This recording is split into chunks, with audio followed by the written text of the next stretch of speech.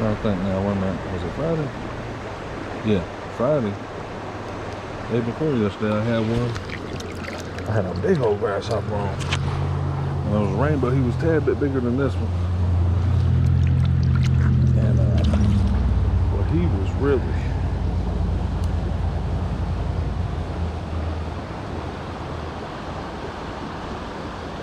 He's 10 inches all day long, probably 11.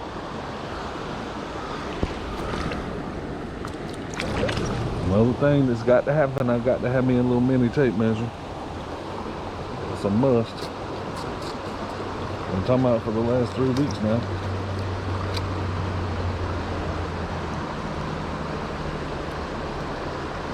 Let's see what's in this one's belly here.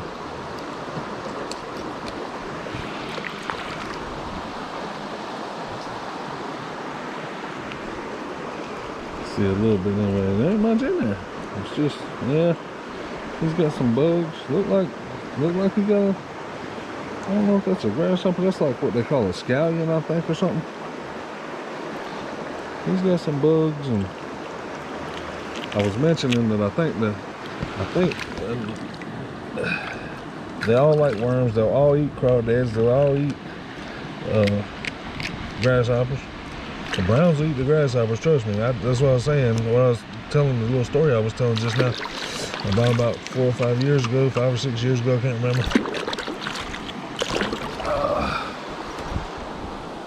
Trying to think.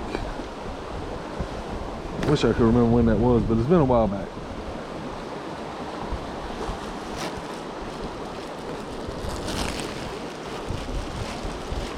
When I got out here and those grasshoppers, they were tearing those grasshoppers up, man. And I had fish with worms. I was casting worms too, and I could tell that they wanted those grasshoppers more than they wanted the worms. And those were primarily brown trout. But the last couple of years, last year I didn't even get to fish in September. I fished in August, and I don't think I had any grasshoppers that time. And I fished in October, and I had grasshoppers, but the fishing was just terrible, man. It hadn't rained, and the creek was low. But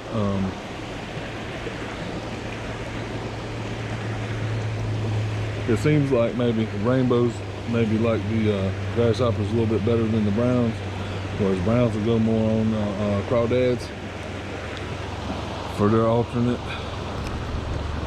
The brown, I think, likes crawdads a little bit better. See, now these, I'll tell you one thing, one fallacy right here, these grasshoppers, they are a little harder to cast. You probably just got to get used to it, and I'm up in that tree now.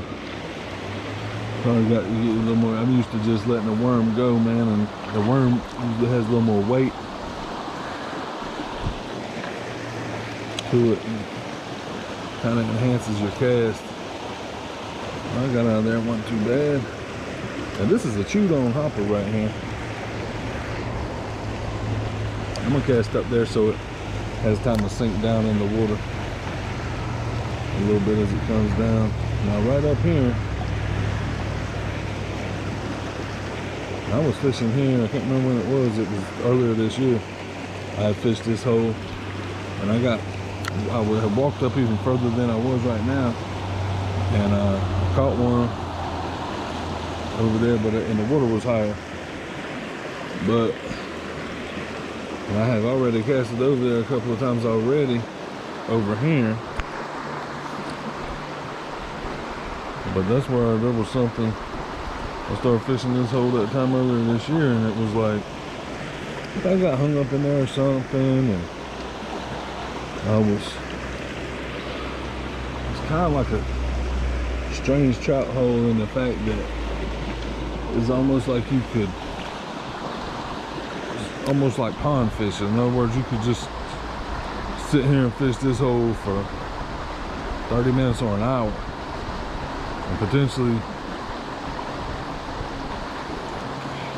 usually when you come to a hole, you cast in there, and if he's there, he's there, and if he's not, he's not. This almost seemed like, man, I had already gone past this spot right back here, and I cast back in there, and there was a couple of fish I caught. I mean, it was weird. I think I didn't land both of them. I think I maybe missed both of them. I kind of got frustrated. I did catch one decent fish up here right where I caught that rainbow just now, I think.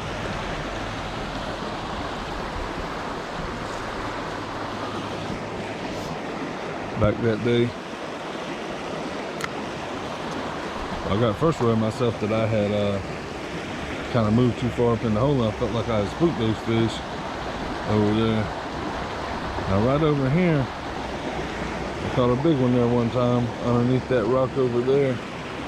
Try to get it up there to the edge of that rock. It's like a cave underneath there. Looks like it's gonna be hard to get it underneath there. I might have to put a worm on. I might have to switch. I'm gonna try to get this hopper over there. I got him close that time. There we go. That's pretty decent. Usually what you have to do is cast up above it even to really get it underneath there real good.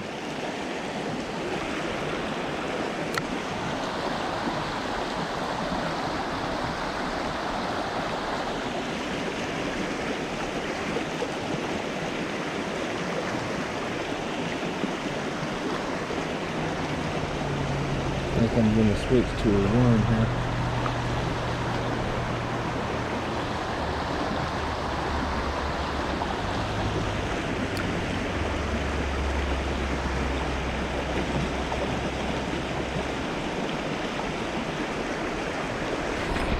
There's something.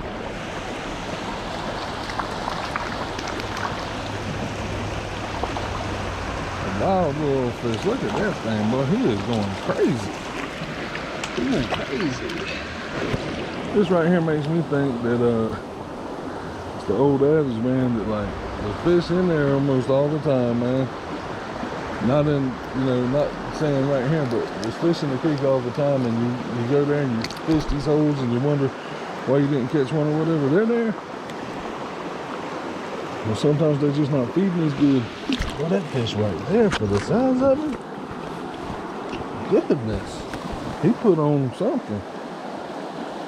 He's one of those malnutrition looking. I mean, he ain't like that one I had the other day that was malnutrition, but little rainbow. My father-in-law told me to go catch a big rainbow. I haven't been able to do that, but I have caught more rainbows than usual.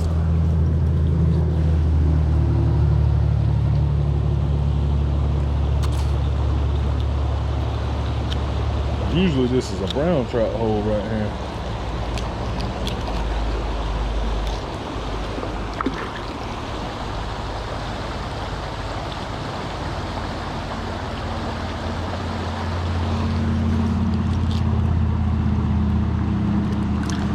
That fish fought. He's a male. You got sperm sacs in it.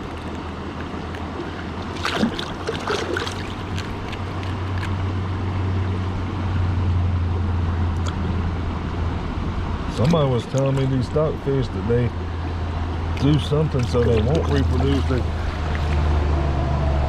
That's one of the silliest things I've ever heard of right there. I mean, I'm not saying it's not true. The people are probably right. But if the state's doing that, I just don't understand the concept of it, man. Why in the world, if you have something that's possible